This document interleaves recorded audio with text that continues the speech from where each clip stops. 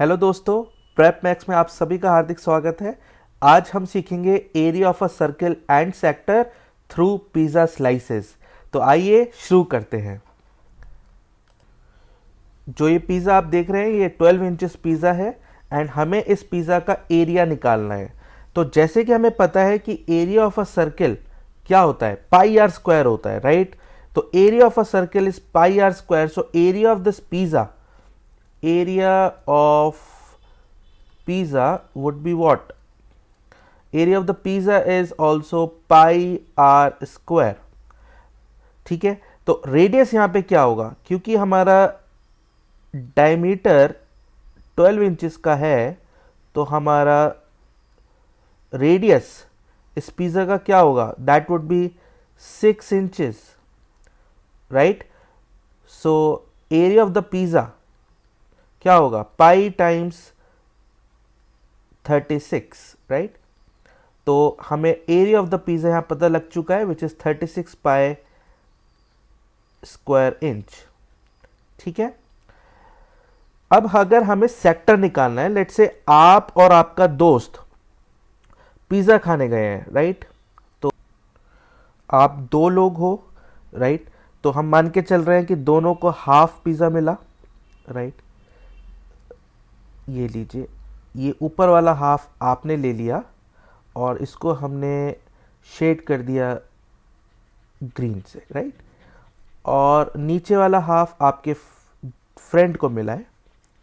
अब अगर हमें निकालना है कि आपको कितना एरिया पिज़्ज़ा का मिला, तो देखने वाली बात यह है कि ये जो पोर्शन आपको मिला है ये सेंटर से 180 डिग्री का एंगल बनाएगा।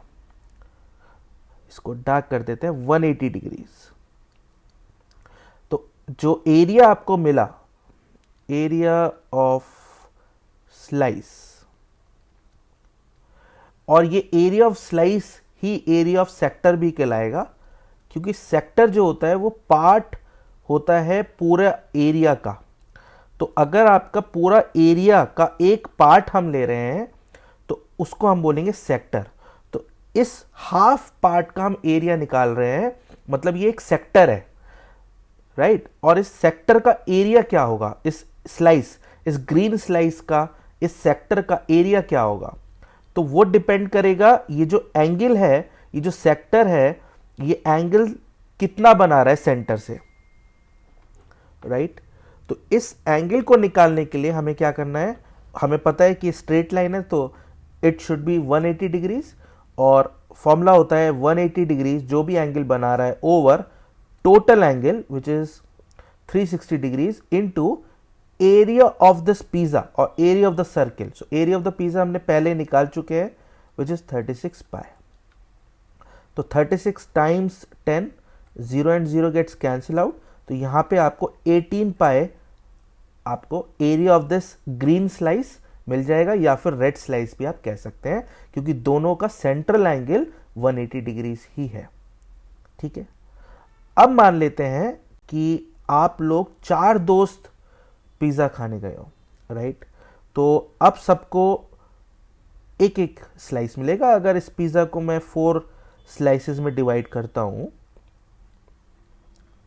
राइट, तो ये हमने करे 2 स्लाइसेस और ये हमने कट करे 4 स्लाइसेस, राइट। अब आप लोग 4 दोस्त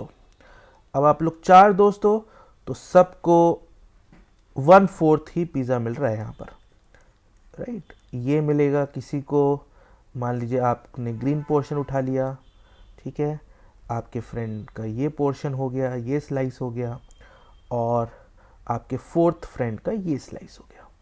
ठीक है, तो आपका स्लाइस कितना है, कितना एरिया आपको मिला पिज़्ज़ा का।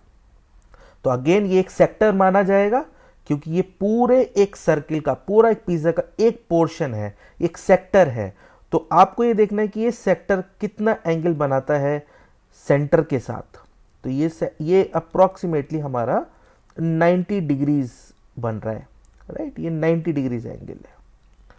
तो इस स्लाइस का, ग्रीन स्लाइस का एरिया क्या होगा, ग्रीन स्लाइस का एरिया होगा एरिया ऑफ ग्रीन स्लाइस क्या होगा, जो एंगल बना रहा है 90 degrees over total angle which is अभी भी 360 डिग्रीज ही है total angle, times area of the entire pizza which is 36 pi.